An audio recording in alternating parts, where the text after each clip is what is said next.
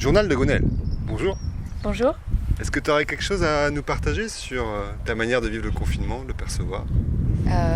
Ouais, je veux bien partager sur ma manière de vivre le confinement.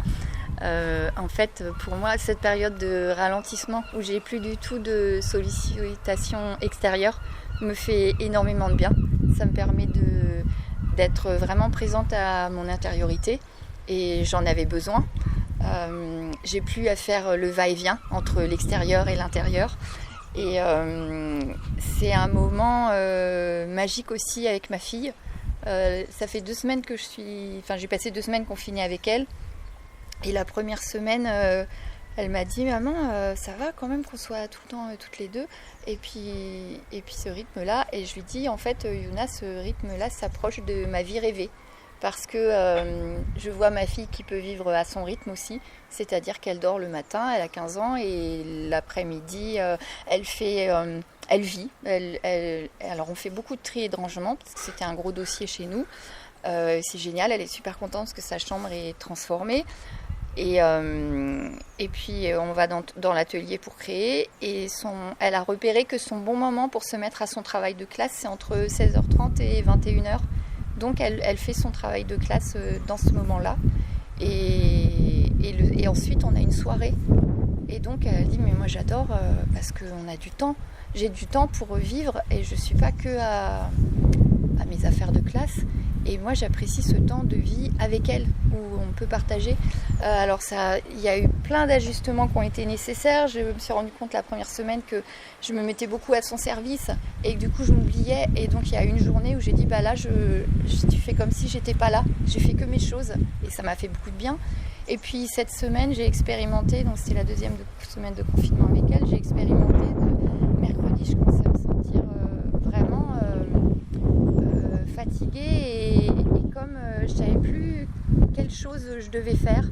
Et je me suis rendu compte que j'ai une capacité à me surmener moi-même. C'est-à-dire que le surmenage ne vient pas des sollicitations extérieures, mais des contraintes que je m'impose.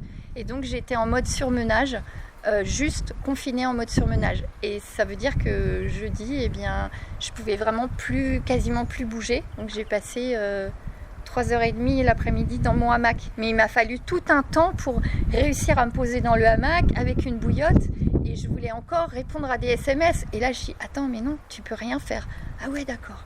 Et donc, c'est vraiment génial parce que je peux voir que c'est mon propre fonctionnement, c'est mon virus intérieur qui me fait fonctionner de cette manière-là. Donc, le virus dont on parle à l'extérieur, eh bien, je vois et j'entends les choses, et moi, ça me permet de contacter comment moi j'ai un virus, tout ce que je vois à l'extérieur me permet d'aller regarder comment ça fonctionne chez moi et de faire des ajustements. Et ça, je trouve ça super. Donc, je suis contente des confinements. Je mange des orties tous les jours, je vais cueillir de l'ail des autres parce que à 1 kilomètre, il y en a. T'as mesuré les kilométrages ? J'ai pas mesuré les kilométrages, mais ils sont juste là, ça fait pas 1 kilomètre. Mais j'ai pas mesuré. C'est un truc que je me suis dit que j'allais faire, mais je l'ai pas fait. Et j'aime bien expérimenter que je me sens pas confinée, que je me sens pas privée de ma liberté parce qu'il y a des contraintes extérieures. Que j'ai déjà vécu la contrainte avant de plein de manières possibles. Et là, dans cette expérience où il y a de la contrainte extérieure, je me sens pas contrainte à l'intérieur. Et ça, c'est cool. Merci. Merci à toi, super.